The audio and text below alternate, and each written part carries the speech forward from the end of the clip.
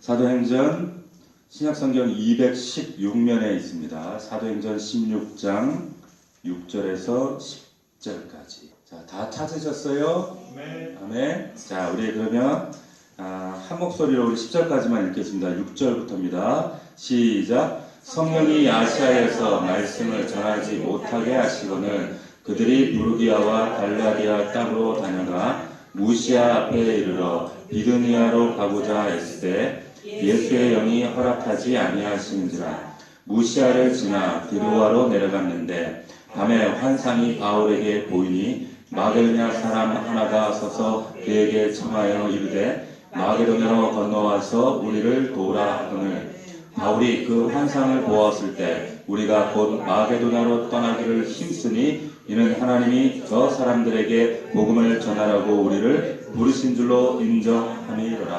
아멘. 드로아의 환상, 이런 제목으로 하나님 말씀 함께 은혜를 나누겠습니다. 동양과 서양의 문화가 앞서거니 뒤서거니 하면서 이 양대 문화가 인류의 문명을 발전시키는 두 축으로 이렇게 지금 역사를 이끌어 왔습니다. 때로는 이 동양 문화와 서양 문화가 부딪히기도 하고 갈등하기도 하고 때로는 충돌하면서 인류의 역사를 여기까지 지금 끌고 왔어요. 자, 잘 아시는 것처럼 지금까지 고대 문화의 중심은 동양이었습니다. 동양 문화가 훨씬 화려했어요. 그런데 고대 이후에 인류의 역사, 우리가 생사 시간을 통해서도 우리가 잘 아는 그런 역사의 과정들이지만 소위 말하는 동양 문화가 아니라 서양 문화가 지배하게 된 훨씬 오랫동안 지배하게 된 그런 결정적인 사건이 두 가지가 있었어요. 그 두 가지가 뭔가 하면 참 공교롭게도 참 흥미있는 일이지만 오늘 본문에 등장하는 이 드로아 이 지역이 관련되어 있습니다. 이 드로아 이 지역은 우리가 잘 아는 트로이 동마로 잘 알려져 있죠. 이 트로이라고 하는 그 지역이에요. 자, 소아시아 지금 지역으로 말하면 터키의 서쪽 지역인데 서쪽에서도 좀 위쪽 지역이죠. 그쪽 그 서쪽 변경에 있는 아주 작은 어촌 마을입니다. 해안 그 항구 도시입니다. 근데 이 지역이 동쪽으로는 아시아 그리고 소아시아 그리고 건너가면 그 경계선으로 에게를 건너가면 어디가 나와요? 발칸반도, 그리스. 그 너머에 가면 어디가 나오죠? 로마가 나와요. 지금 시리아 난민들이 그쪽 지역에 참 많이 지금 어려움을 겪고 있어요. 물에 빠져 죽고 그 에게를 건너가려고 하다 또 그 발칸반도 그리스에서 다시 지중해를 건너서 어떻게든 살아보려고 하는 그런 참 그 순환의 역사가 지금도 이루어지고 있는 그 지역인데 드로아가 딱 아시아와 유럽 그 중간 기점에 형성되어 있다라고 하는 겁니다. 자, 우선적으로 우리가 드로아 하면 생각나는 게 트로이예요. 트로이 목마. 우리가 잘 아는 그 스파르타의 왕비를 유기해서 트로이의 왕자가 전쟁을 일으키죠. 이게 트로이 전쟁. 이게 과연 신화인가 아니면 역사적인 사실인가? 일리아드, 오디세이 이런 우리는 어릴 때 아주 흥미진진한 그런 이야기로 알고 있었는데 이게 역사적인 그 증거로 어떤 학자에 의해서 발견되었죠. 백만 장자였던 독일의 어떤 학자에 의해서 이 트로이의 유적이 발견되어졌어요. 역사적인 사실로 이게 증명이 되어졌죠. 그런데 중요한 것은 이때 이 전쟁으로 인해서 그때 당시에 패권이 동양에서 아시아에서 발칸반도 그리스 쪽으로 넘어가게 된 계기가 된 거예요. 이 트로이 전쟁. 또 하나 우리가 주목해야 될 사건이 뭔가 하면 오늘 나오는 이 본문의 사건입니다. 이 오늘 본문의 사건이 주후 51년경에 있었던 그 트로이 전쟁이 있었던 1300년 후에 일어난 그런 사건입니다. 배경은 바울의 2차 전도 여행이에요. 그 2차 전도 여행 중에 드디어 이 드로아에 오게 된 겁니다. 이 드로아에서 바울이 환상을 보게 돼요. 근데 그 환상을 보게 되는데 그 전까지 동쪽의 소아시아, 그 아시아 그리고 무시아 그 지역을 거치면서 그 아시아 지역이 가장 지금 문명이 화려하고 그리고 지성인들이 많았기 때문에 그쪽에 교회를 끊임없이 개척하는 그런 사역들이 진행해 나오고 있었죠. 그런데 느닷없이 이 드로아의 환상을 통해서 발걸음이 유럽으로 향하게 된 거예요. 서구로 향하게 된 겁니다. 드로아에서 배를 타고 마게도니아, 지금의 발칸반도, 그리스 영해에 속한 빌립보에 이르게 되어지죠. 자, 그 말씀이 사도행전 16장 11절, 12절에 이렇게 나옵니다. 한번 보십시오. 제가 읽습니다.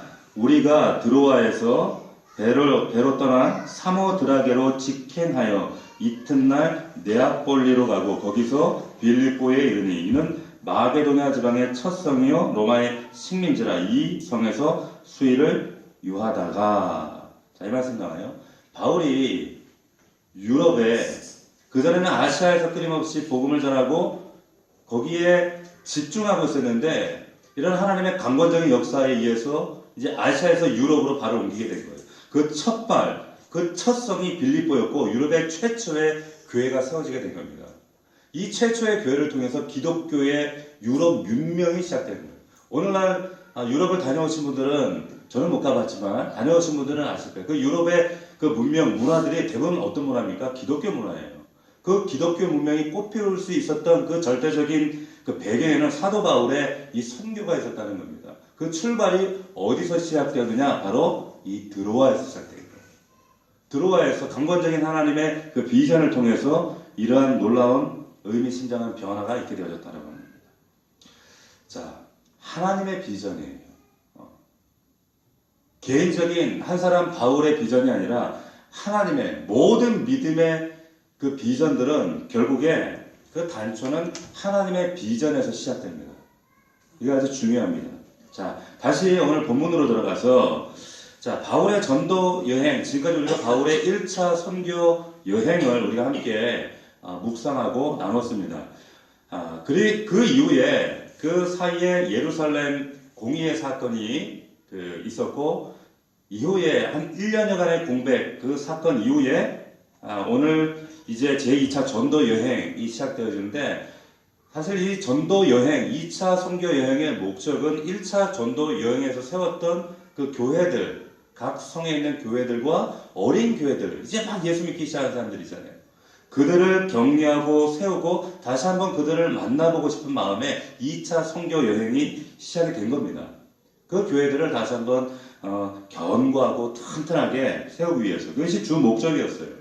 거기에 이유를 덧붙이면 이제 그 소아시아 그 지역 더 너머에 무시아와 그 북쪽 아시아 지역까지, 아직 복음이 전해지지 않은 지역까지, 미처 가보지 못한 곳까지 나아가서 복음을 전하고 교회를 세우기 위해서, 이러한 목적을 지금 바울이 지금 선교 2차 여행을 진행하고 있는 겁니다. 자, 15장 41절을 보시면 자, 수리아와 길리기아로 다니며 교회들을 견고하게 했다, 이런 말씀이 있어요.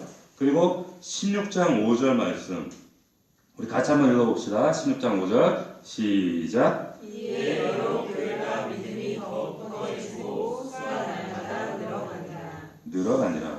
자, 교회가 날마다, 그때 당시에 이제 교회라고 하면 지금 우리는 번듯한 이런 건물이라도 있죠. 건물이 없어요. 사람들이 그 당시에 대부분 로마의 식민지 아래에서 로마의 핍박과 그리고 유대인들의 핍박 아래에서 숨어서 그냥 이 집 저 집 또 돌아다니면서 그런 교회들이었어요. 그런 교회들, 그런데 그 교회들이 우후죽순 일어나면서 날마다 굳건해지고 수가 날마다 폭발적으로 늘어났다는 거예요. 자, 이런 내용이 이제 진행되면서 교인의 숫자가, 믿는 자들의 숫자가 날마다 급성장하게 되었죠. 근데 아시아 지역에서 복음을 전하는 것이 여러 가지 어려움들, 어떤 어려움인지 정확하게 성경에 기록되어 있지는 않은데, 근데 여러 가지 어려움들 가운데 무시아 지역까지 바울 일행이 선교여행을 이제 진행해 나가고 떠밀려간 거죠. 떠밀려가다가 다시 한번 북동쪽 비두니아라고 하는 지역으로 복음을 전해야겠다. 왜 하나님의 성령이 계속 막으시는 거예요. 아, 여기는 아니야. 아시아 아니야. 아, 이쪽은 아니야. 계속 하나님의 성령이 제안하시는 겁니다. 아주 구체적으로. 자, 여기 보시면 6절 보시면 성령이 아시아의 말씀을 전하지 못하게 하시거늘 그래서 그들이 부르기아와 갈라디아 땅으로 갔다. 이렇게 말씀해요. 그리고 더 나아가서 나중에 어떻게 하는가? 거기서도 아니야. 그래서 이제 가다 무시아를 지나 결국엔 드로아까지 가게 되는 겁니다. 자, 우리 사진 한번 보겠습니다. 사진 한번 띄워봐 주세요. 자, 여기 7절 말씀에 보면 무시아 앞에 이르러 비두니아로 가고자 애쓰되 예수의 영이 허락하지 아니하시는지라. 계속적으로 하나님의 성령이 하나님의 영이 여기는 아니야 이렇게 말씀하시는 거예요. 자, 여기 보면 여기가 저 왼쪽에 보면은 이탈리아 로마는 어딘지 아시겠죠, 그죠? 네. 부츠 모양으로 생긴 게 로마예요. 맨 왼쪽에. 자, 맨 왼쪽이 로마 지역이고, 자, 여기가 사해입니다. 사해, 여기가 예루살렘이에요. 자, 여기가 가이사랴. 사도 바울이 예술서를 환상 가운데 만났던 다메섹이에요. 다메섹. 우리 센스 있는 이야기가 커서를 올려. 다메섹이에요. 자, 그래서 안디옥 교회가 어디예요? 안디옥이 지금 이 지역이에요. 굉장히 거리가 먼 이 안디옥 이 지역이 어디예요? 수리아 안디옥이에요. 안디옥은 두 군데가 있다 했어요. 수리아 안디옥과 여기는 비시디아 안디옥이 있어요. 자, 이 수리아 안디옥 교회에서 파송을 받아서 처음에 1차는 해상으로 갔죠. 근데 2차는 지금 육지로 이렇게 다시 바울의 고향 다소를 해서 뭐 밤빌리아 지역을 해서 루스라 더베를 거쳐 이렇게 지나가는 거예요. 이렇게 가는데 지금 이 지역이 지금 말하는 아시아 지역이에요. 자, 여기가 기점으로 해서 이쪽은 아시아, 이쪽은 유럽이 되는 겁니다. 유럽이 되는데 지금 바울은 지금 세웠던 1차 선교행을 통해서 세웠던 주로 이 지역, 갈라디아 지방과 루가오니아 지방, 루스드라 더베, 이 지역, 아시아, 이 지역에서 복음을 전하러 갔는데 성령께서 아니야, 여기서 전하지 마 하시는 거예요. 그래서 마음에 계획하기를 그러면 나는 비두니아로 갈 거야. 이 비두니아가 이 지역이에요. 비두니아. 왜냐? 아시아는 그 당시에 이쪽 소아시아 지역에는 지성인들이 많았습니다. 대도시들이 많았어요. 그렇기 때문에 선교적인 아주 전략적으로 아주 요충지예요. 아주 중요한 지점들. 근데 여기는 아니야. 그러면 어디로 가? 생각한 것이 비두니아예요. 왜? 비두니아도 아주 부유한 상인들이 많이 살던 곳이었어요. 부자들이 많았어요. 충분히 선교적인 전도의 전략 거점으로 삼아서 이곳에서 얼마든지 이 아시아를 전도할 수 있을 거야 라고 계획을 했던 거예요. 그런데 오늘 7절 말씀에 나와 있지만 비두니아로 가고자 하는데 비두니아도 성령께서 못 가도록 막았다는 거예요. 그래서 밀려서 한 곳이 어디예요? 바로 이 드로아라고 하는 지역입니다. 지금 해안에 이 앞에가 에게해예요. 에게해고 드로아예요. 이 드로아는 아주 보잘것없는 아주 시골 어촌이에요. 그런 곳에 지금 바울이 이제 막다른 골목까지 딱 이르게 된 겁니다. 그 말씀이 지금 7절 말씀이에요. 무시아에 이르러, 무시아가 여기에요. 이 무시아가 이쪽 쪽을 가요. 무시아 드로아에서 이제 여기 섬이 하나 있는데 섬이 안 가고 섬을 거쳐서 여기 네아폴리, 빌립보 이렇게 진행을 해 나가게 되는 겁니다. 자, 중요한 것은 이 빌립보에 이르러서 유럽 최초의 교회가 세워지게 됐다는 거예요. 그 시작이 어디냐? 바로 이 드로아예요. 이 드로아라고 하는 그 지역에서 하나님께서 운명적인 하나님의 비전을 보게 되는데 그 말씀이 9절 말씀입니다. 자, 한번 봅시다. 같이 읽습니다. 시작. 밤에 환상이 바울에게 보이니 마게도냐 사람 하나가 서서 그에게 청하여 이르되 마게도냐로 건너와서 우리를 도우라 하거늘. 자, 환상이라고 해서 꿈이 아니에요. 명확한 아주 선명한 비전입니다. 이러한 비전을 저와 여러분들에게도 하나님 보여주셔요. 요엘서의 말씀을 통해서도 마지막 날에는 하나님이 비전을 보여주신다고 하셨어요. 그 비전은 그냥 자다가 비몽사몽 그런 꿈이 아니라 선명하고 그리고 말씀으로 분명히 해석이 되어지고 아주 뚜렷하게 그 비전에 대한 환경과 여건 상황들을 하나님이 진행해 가셔요. 그러한 비전을 하나님께서 지금 바울 일행에게 보여주셨다는 거예요. 자, 그 비전을 보고 아시아가 아닌 마게도니아로 가라 라고 하는 아주 위대한 결단을 하게 된 겁니다. 하나님의 비전이에요. 중요한 것은 내 비전이 아니에요. 이 하나님의 비전을 소유할 수 있는 저와 여러분들이 되기를 주의 이름으로 축원합니다. 이 하나님의 비전, 이것이 바울 이 선교 여행에 그리고 인류 역사에 반전을 가져온 사건이 된 거예요. 이 드로아에서 엄청난 놀라운 유럽의 기독교가 꽃피울 수 있는 시작점이 된 겁니다. 자, 그런데 우리가 기억해야 될 것이 뭔가 하면 이 드로아가 그렇게 중요함에도 불구하고 원래 바울이 가고 싶어 했던 곳은 어디였어요? 자신의 계획상으로는 비두니아였어요. 아시아에서 성령이 막으시니까 본인의 어떤 계획과 그리고 어떤 자신의 그런 가치관 그리고 생각, 경험으로 비쳤을 때 비두니아로 갔을 때 분명히 승산이 있을 것이다. 그래 작정하고 있었어요. 그런데 좌절됩니다. 또 하나님 막으세요. 밀려서 드로아에 이릅니다. 자, 자신의 계획이, 자신의 뜻이 좌절되었을 때, 그리고 생각지도 않았던 자기의 어떤 그 계획이나 생각에는 전혀 들어있지 않았던 지금 드로아까지 이르렀을 때 성경은 그것이 예수의 영이 허락지 않았다 이렇게 간략하게 설명하고 있지만 학자들에 의하면 여러 가지 제약들과 방해들과 또 여러 가지 핍박들과 이유들이 많았을 거라 이런 그 추측들을 합니다. 어쨌든 바울은 전혀 마음에도 없었고 관심도 두지 않았던 이 드로아에 이르게 되었는데 드로아가 그런 어떤 선교를 위한 전도를 위한 전략적인 꿈과 소망이 있는 도시냐 전혀 아니더라는 거예요. 그냥 아주 초라한 저 우리나라로 치면 저 해남 영광 이런 그런 시골이었다는 거예요. 조그만 항구 도시 그곳에 도착했던 바울의 마음이 어떠했을까요?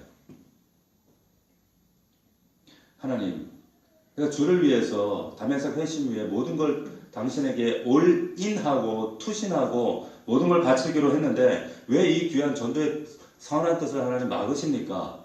왜 결국 나를 몰고 몰아서 이 소아시아의 대도시들을 버리고 이 구석까지 이 시골까지 나를 몰아넣습니까?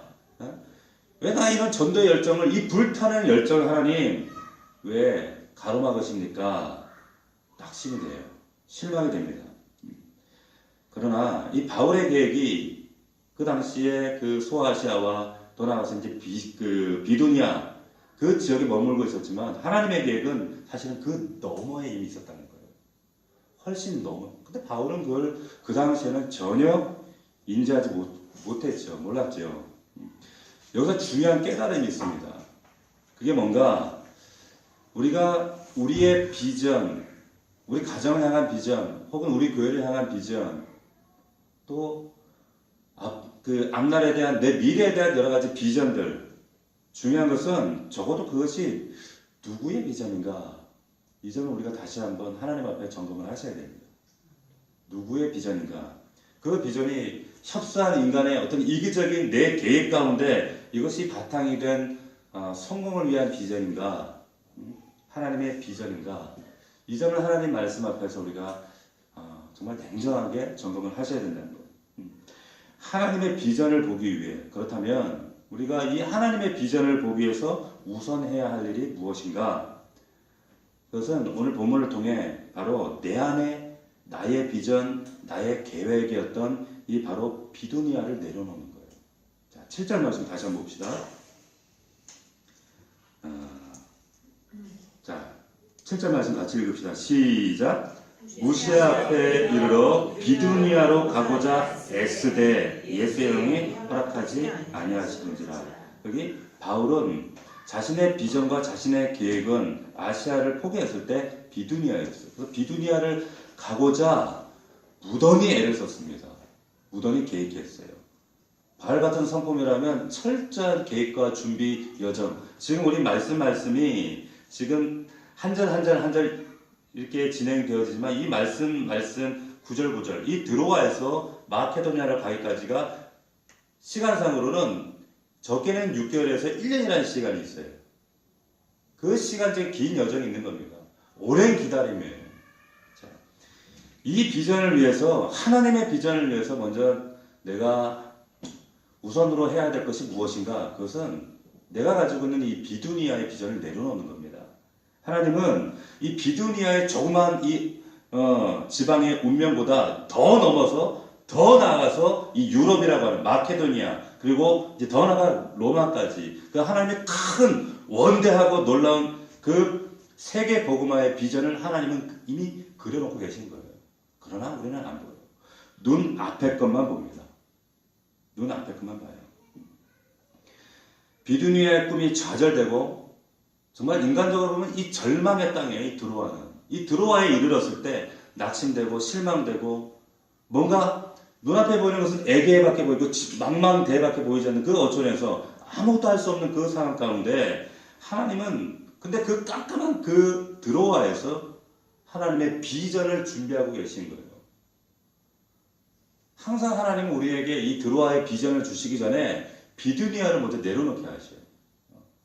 그런데 이 비두니아를 못 내려놔요. 눈앞에 보이는 것만 봐요. 보이는 것 때문에 전전긍긍합니다.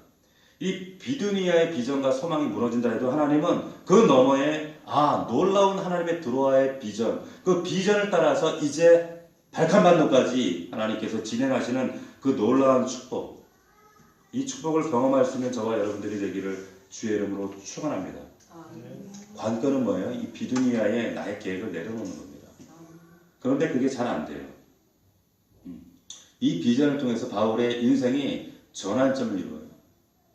인생의 방향이 바뀌어지고 또 바울을 만나게 되는 이제 마케도니아 수많은 유럽인들이 인생의 향방이 유럽의 역사의 향방이 변화되어집니다.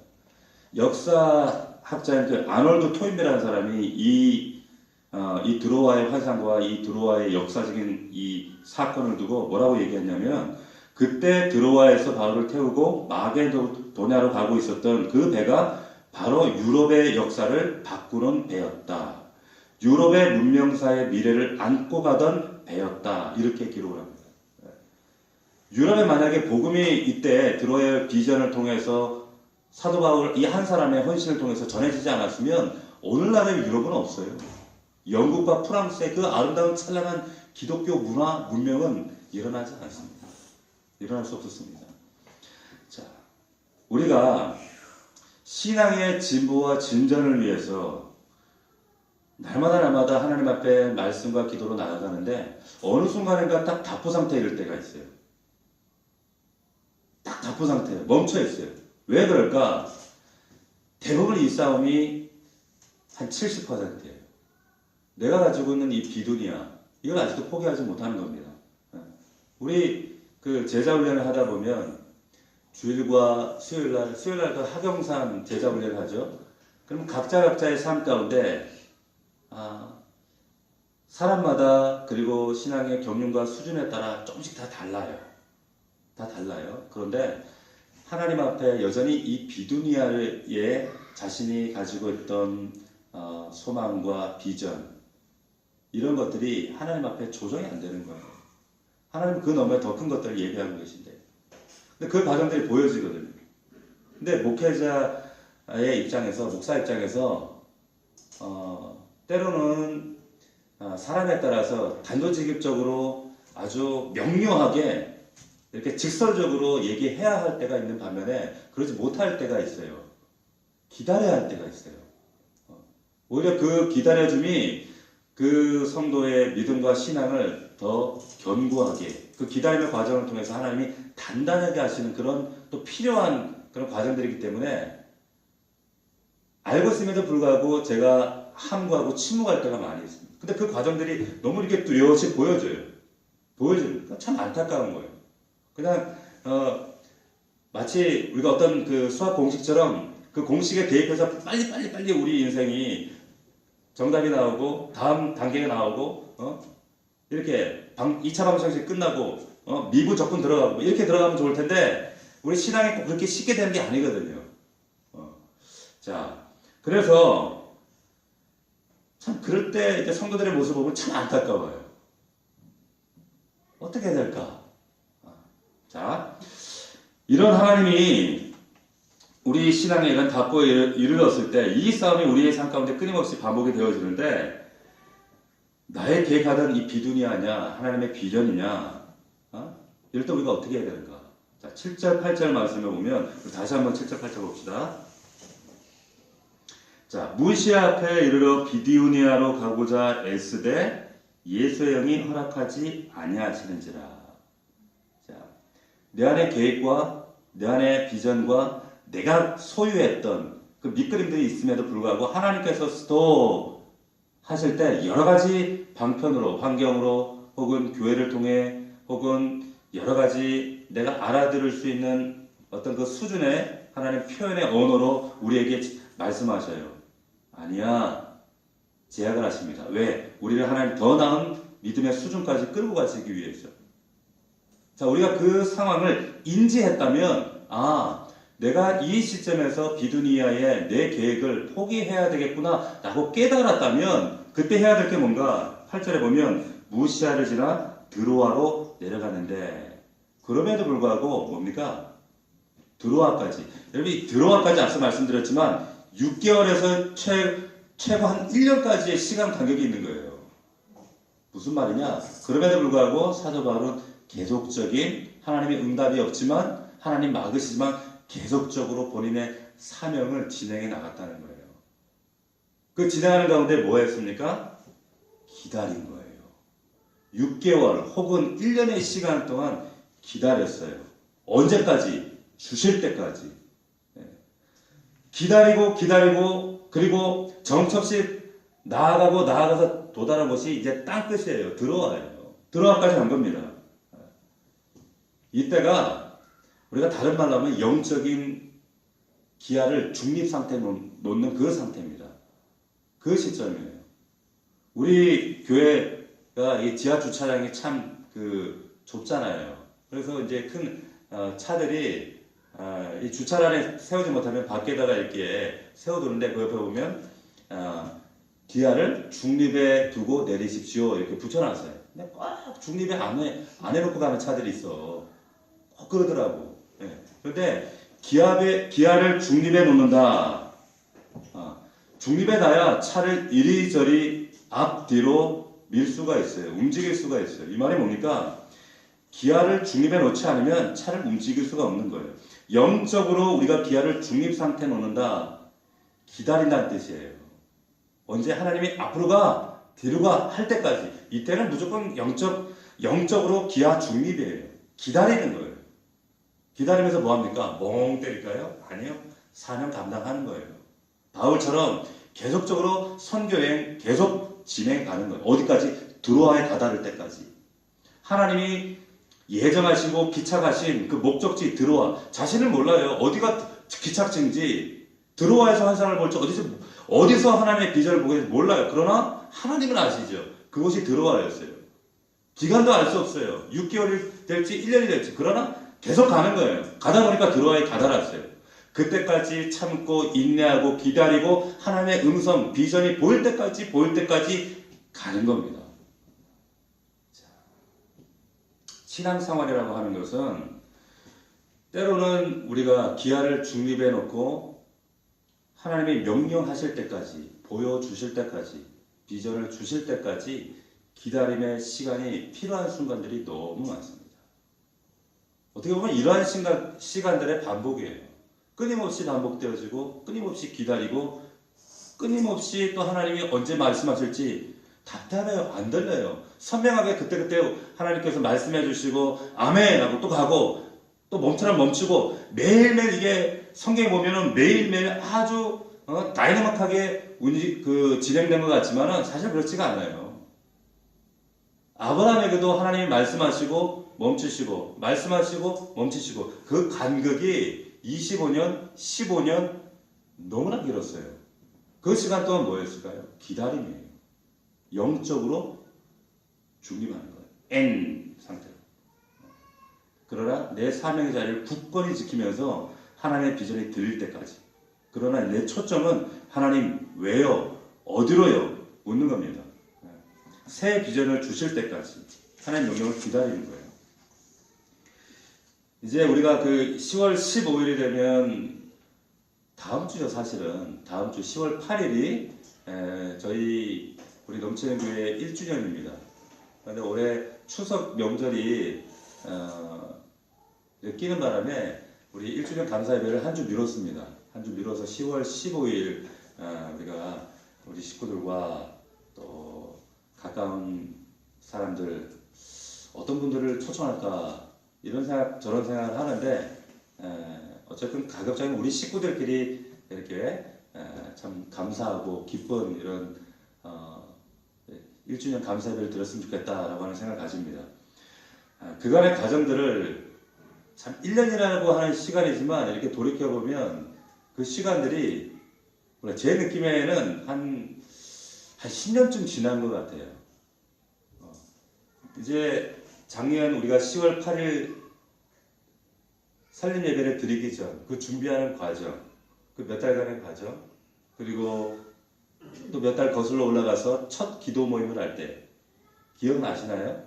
우리 첫 모임을 가졌을 때 저 길성인에 가서 뭐예요? 같이 식사를 하고 그때 우리 이제 창립하고자 했던 살림 멤버들과 모여서 그때 첫 대면 인사를 나눴죠. 그때 그 모습, 그 장면. 그리고 또 그때만 해도 여기가 참 엉망이었잖아요. 아무것도 없는 이 자리에 우리 식구들과 함께 와서 돌아보고 여기가 우리가 교회를 넘치는 교회를 출발할 자리입니다. 와서 여기서 함께 손잡고 기도하고 그렇게 돌아갔어요. 그리고 매주 월요일마다 모여서 또 여기 위에 4층에 모여서 함께 기도했었습니다. 또 그간에 참 많은 사건들이 있었어요. 여러분들과 함께하면서 참 그 많은 준비들, 과정들, 참 난관들, 어려움들 우리가 다 경험했던 알고 있는 사건들도 있지만 여러분들이 모르는 참 그런 기가 막힌 사건들도 참 많이 있었어요. 그 이전에 이미 우리가 기도 모임을 시작하기 이전에 아마 우리 사모도 모르는 참 여러 가지 우여곡절의 사건들이 참 많이 있었어요. 단지 얘기만 안 할 뿐이지. 근데 그 시간들이 제가 이제 1주년을 앞두고 그 시간들이 막 주마등처럼 막 지나가는데 야, 그 시간들이 마치 한 10년쯤 된 것 같은 거예요. 10년쯤 된 것 같은데 한편의 영화처럼 쫙 지나서 어느새 지금 10월 8일 벌써 다음 주가 된 거예요. 야, 너무너무 참 신기하고 한편으로는 감사하고 와, 참 시간 빠르구나. 와, 하나님이 하셨구나. 와, 기적이네. 모든 게 꿈만 같네. 이런 생각들이 많이 들어요. 그런데 그 과정에 준비하는 그 과정 가운데 참 난관들이 많았거든요.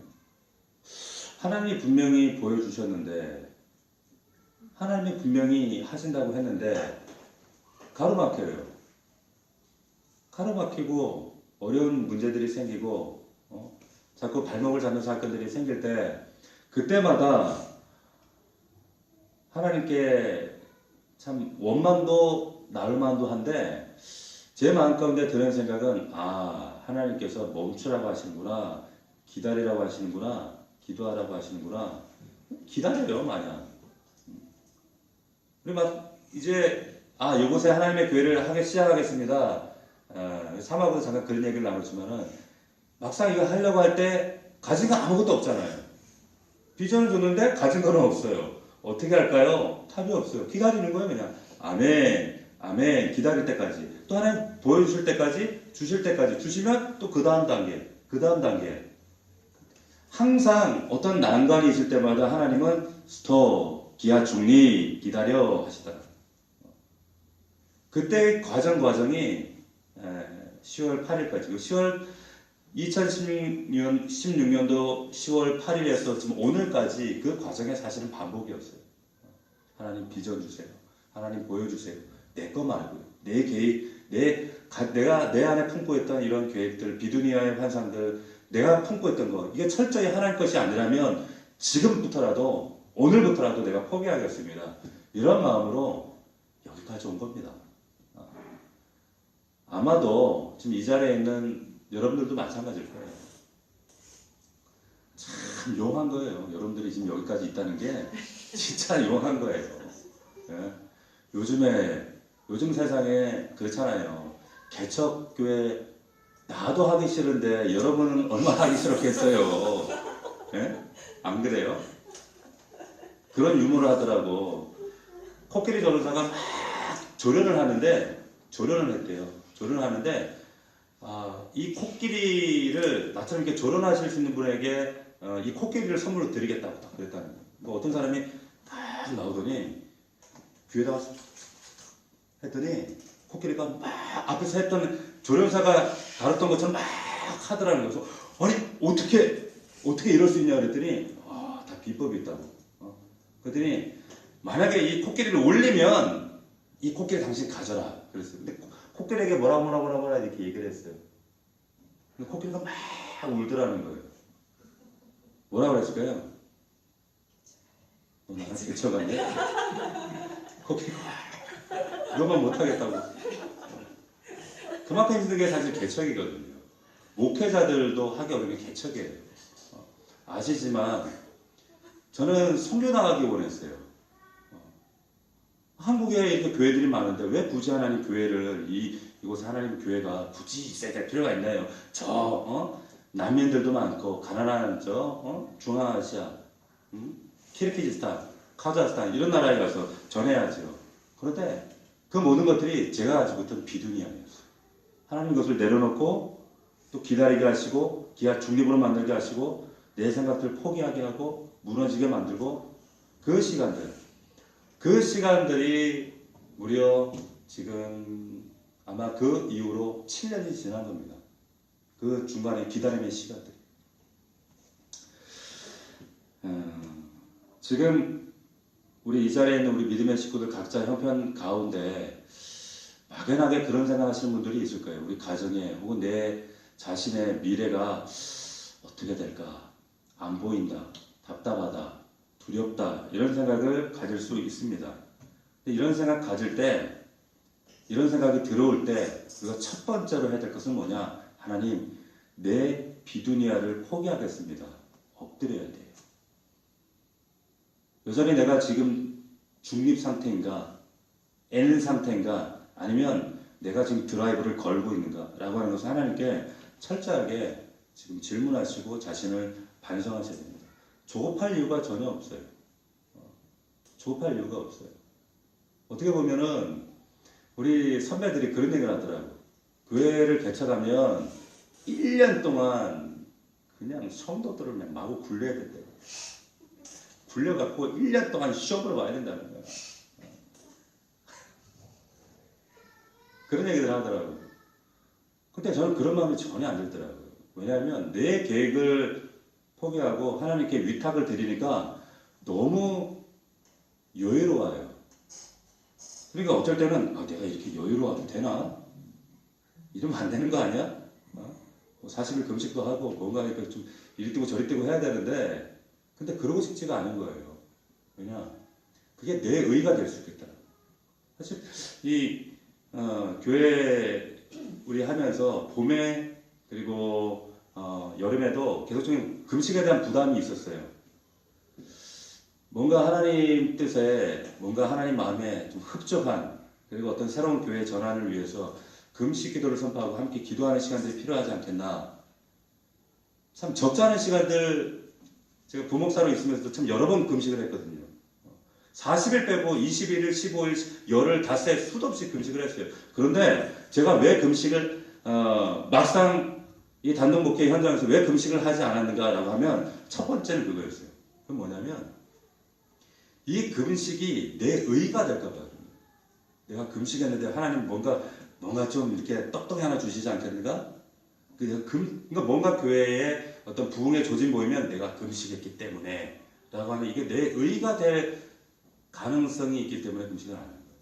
또 하나는 예수님이 40일 금식하시면서 여러 가지 어려움들이 있었어요. 그렇죠?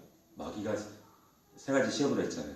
목사도 그렇습니다. 목사가 금식을 하면 제가 금식을 한 이후에 꼭 굉장한 영적인 시험들이 있었어요. 그게 두렵더라고. 그게 우리 교회의 것이 될까 싶어서. 그래서 사실 가장 큰 것은 금식이 내 의가 될까 싶었어요. 하나님이 하시고 하나님이 주인 되시는 교회인데 모든 게 하나님이 하신 것이거든요. 내 계획은 요만큼도 없어요. 내가 물질 가지고 한 것도 아니고 나의 열심으로 한 것도 아니고 내가 우리 사모와 뭐 우리 식구들이 멤버들이 뭐 열정적으로 해서 물론 하나님 다득하게 여기실 만한 그런 열심도 있었지만 사실은 우리 교회가 오늘까지 이렇게 하나님께서 아름답게 이끌어 오신 것은 전적인 하나님의 은혜인 줄로 믿습니다. 그 고백이에요. 앞으로도 우리는 이런 마음으로 가야 됩니다. 내가 가지고 있는 이 비두니아의 이 비전과 계획, 내 육신의 계획들이 있는가 끊임없이 점검하셔야 돼요. 그리고 중립 상태에 있는가, 내가 하나님만 바라보고 지금 중립 상태에 하나님이 앞으로 밀든지 뒤로 밀든지 그런 마음에 영적인 준비가 되어져 있는가라고 하는 그게 중요한 겁니다. 그럴 수 있는 저와 여러분들이 되기를 주의 이름으로 축원합니다. 그럴 때 길이 열려요. 그럴 때 신기하게도 홍해바다가 달라져요. 그럴 때 사막에 강이 피고 꽃이 핍니다. 그럴 때 사도 바울이 그랬던 것처럼 이 드로아의 비전을 통해서 우리의 인생 가운데 하나님이 놀라운 방향 전환을 이루실 줄로 믿습니다. 자, 이 10절 말씀 보십시오. 근데 여기서 우리가 하나 던져야 될 질문이 하나 있어요. 내가 비두니아의 나의 개인적인 비전을 포기하겠습니다. 버리겠습니다. 근데 하나님께서 하나님의 비전을 주셔요.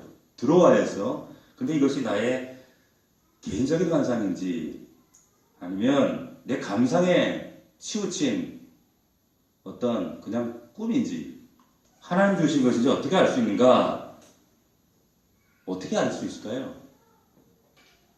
우리 조혜숙 성도님 하나님이 나에게 비전을 보여주셨어. 비몽사몽간에. 그런데 이게 예사롭지 않아요. 근데 이게 하나님 주신 건지 그냥 내가 요즘에 좀 기분이 업돼가지고 조금 성경 충만해서 그냥 좀 이렇게 개인적인 개꿈인지 어떻게 분별할까요? 물어봐야 돼. 오메 목사가 누군지 참 잘 가르쳤네. 물어봐야 돼. 맞아요. 자 봅시다. 우리 10절 말씀 보세요. 10절 말씀 같이 읽어봅시다. 시작. 바울이 그 환상을 보았을 때 우리가 곧 마게도냐로 떠나기를 힘쓰니 이는 하나님이 저 사람들에게 복음을 전하라고 우리를 부르신 줄로 인정함이로라. 어떻게 인정했나? 여기에 키가 뭘까요? 우리 하나님을 경험하는 삶을 함께 훈련하신 분들은 여기서 답을 찾아야 돼요. 뭐예요? 키워드가 뭐예요? 바울이 그 환상을 보았을 때 우리가 환상을 누가 봤어요? 하나님의 비전 누가 봤어요? 바울이 봤어요. 개인적인 비전으로 얼마든지 치부할 수 있어요. 그런데 마게도냐로 떠나기를 힘썼다. 누가 힘썼어요? 우리가 힘썼어요. 분별은 누가 해요? 교회가 하는 겁니다. 자, 하나님의 경험하는 삶을 통해서 우리가 함께 나눴던 하나님의 뜻을 우리가 어떻게 분별하는가? 첫 번째, 하나님 주신 말씀이 있어야 된다고 했어요. 말씀, 명확한 말씀, 성경 말씀, 내게 주어지는 확고부동한 흔들 수 없는 말씀. 그 말씀 두 번째, 기도예요. 이 기다림의 상태에 하나님과 바울은 이미 드로아에 도착하기 이전부터 하나님과 끊임없는 기도의 관계 안에 있었어요. 영적 중립 상태에서 자신의 의지, 비두니아를 철저히 부인하고 포기하고 내려놓고 하나님 앞에 하나님께서 원하시는 비전이 무엇입니까? 중리성 때 기도한 거예요. 세 번째, 환경을 봤죠. 환경. 뭡니까? 그럼에도 불구하고 환경을 집중하고 계속적으로 자신의 사명에 집중하면서 어떻게 갔어요? 계속적으로 드로아를 향해서 계속 무시아를 지나 또 드로아 그쪽까지 계속적으로 가는 겁니다. 계속 본인의 사명 멈추지 않고 계속 그 자리에 꿋꿋하게 나아가는 거예요. 마지막 어떻게 해요? 우리가 교회예요. 자, 말씀과 기도와 환경과 교회. 이게 중요한 거예요. 자, 여기에 환상은 바울이 봤지만 교회를 통해 확정을 받습니다. 그래서 마게도냐를 떠나기를 힘쓰니 이는 하나님이 저 사람들에게 복음을 전하라고 우리를 부르신 줄로 인정함이로라. 아멘. 자, 하나님의 비전은 공동체를 통해 교회를 통해 합당하게 인정을 받으셔야 되는 거예요. 그래서 교회가 중요한 겁니다. 건물이 중요한 게 아니에요. 교회에 그냥 모였다 소속돼 있다 그 중요한 것이 아니라 그래서 공동체 이 생명의 코이노니아 이 공동체가 중요하고 이 공동체 안에서 이루어지는 영적인 사건 하나하나가 중요한 거예요. 얼마나 중요한지 모릅니다. 자, 이 모든 것을 공동체가 교회가 인정할 때 비로소 드로아에서 마게도냐가 납니다. 제가 오늘 우리 사모님을 통해서 들은 얘기지만 우리 은혜 목장에서 넘치는 은혜 목장에서 식구들과 나누었던 이야기를 듣고 참 제가 은혜를 많이 받았어요. 궁금하죠? 얘기해 줄까요? 궁금하면 500원인데. 자, 목장 모임에서 우리가 지난주에 선교사 우리 황 선교사님 중국 선교사님을 이제 목장에서 매칭해서 우리가 이제 돕기로 함께 우리가 나눴죠. 그 말씀을 어떤 분이 이제 목장을 통해서 또 전해 들었는데 마음 가운데 부담이 하나님 선교사님을 위해서 얼마를 작정할까요? 그런 계속적인 하나님 앞에 우리 지금 조성도가 얘기한 것처럼 물은 거예요. 하나님 어떻게 할까요? 얼마를 할까요? 근데 마음에 전혀 그런 하나님 음성이 안 들리고 계속적으로 하나님께 질문하는 그 상황 가운데 하루는 주차장을 갔대요. 주차장을 갔는데 앞에 주차 거기에 돈 계산하는 거기에서 어떤 주차 검사하는 그 직원과 막 이제 나가려고 하는 출차하려고 하는 사람에게 다투고 있더라는 거예요. 왜 다투는가 하면 이 돈을 내시는 분이 5만 원짜리 고액권을 낸 거예요. 내니까 아니 왜 번번에 이렇게 5만 원권을 내느냐 잔돈이 없는데 그러니까 이분이 죄송하니까 그러면 4만 원만 주시고 잔돈은 가지시고 4만 원만 주세요 하고 나간 거예요. 근데 그 뒤에 이 성도 내외가 부부가 차를 타고 대기하고 있는 그 모습을 보고 있는데 마침 본인들이 돈이 없는 본인들 지갑에도 고액권밖에 없었던 거예요. 그래서 아내에게 빨리 이제 잔돈을 달라 했더니 이제 만 원짜리 딱 주더라는 거예요. 그래서 만 원짜리 주고 만 원짜리 줬으니까 이제 5만 원을 다시 돌려받았다는 거예요. 근데 남편한테 돌려받은 거죠, 그죠? 돌려받았는데 그때 들었던 마음이 만 원을 줬는데 5만 원이 돌아오는 걸 보고 순간 하나님이 공돈이잖아요. 하나님이 5만 원을 선교 헌금을 하라는 얘기구나. 그 마음을 받아들였다는 거예요. 지난주에 수요일 말씀 가운데 하나님의 음성을 긴밀하게 민감하게 들으는 그런 말씀이 복상의 말씀이 있어요. 그 말씀이 떠오르면서 이거 하나님께서 내게 주신 말씀이야 라고 붙잡은 거예요. 그래서 내가 하나님 5만 원 이거를 선교사님에 드려야겠다 이런 마음을 가진 거예요. 그런데 그 목장 모임에서 어떤 한 분이 어떤 집사님이 이제 우연히 또 지갑이 이렇게 남편이 생겨가지고 맞아? 지갑을 이렇게 생겼는데 그 지갑을 그냥 주지 말고 기왕이면 돈을 채워서 줬는데 5만 원을 딱 채워서 줬다는 거예요. 그래서 이것도 하나님 뜻이야. 근데 제가 그 말씀을 들어서 어떤 생각이 드냐면 야, 하나님은 참 세심하시다, 놀랍다, 이런 생각이 들었어요. 어떻게 하나님이 한 사람의 그런 작은 사건을 통해서 주님의 음성을 듣게 하시고 반응하게 하시고, 근데 그 사건이 근데 다른 분도 또 5만 원을 작정했다는 거예요.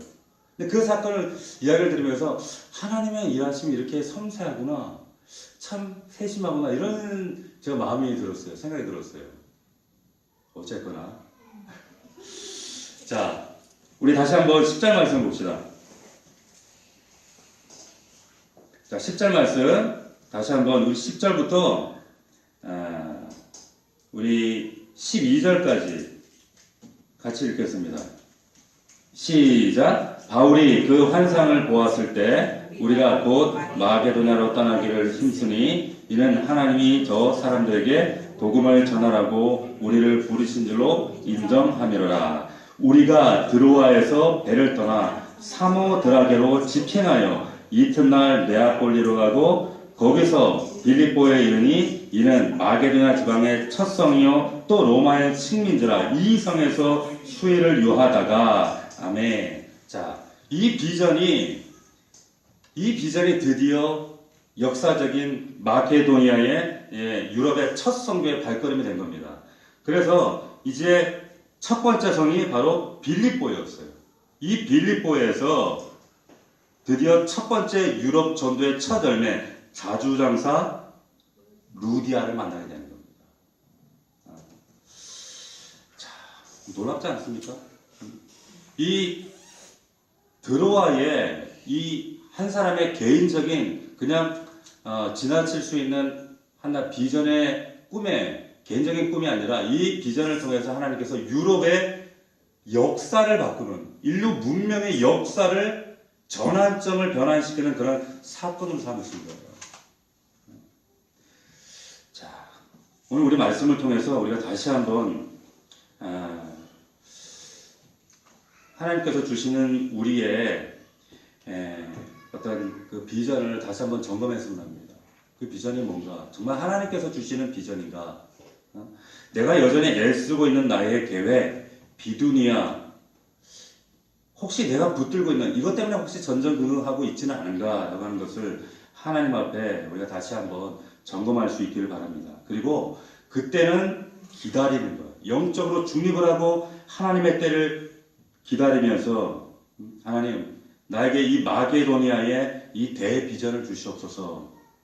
하나님의 비전을 주시옵소서. 하나님의 비전대로, 하나님의 주권대로 정말 하나님의 주인 되시는 그런 우리의 신앙이 되겠습니다 라고 하는 고백을 우리가 주님 앞에 고백할 수 있는 저와 여러분들이 되기를 주님의 이름으로 축원합니다. 기도하겠습니다.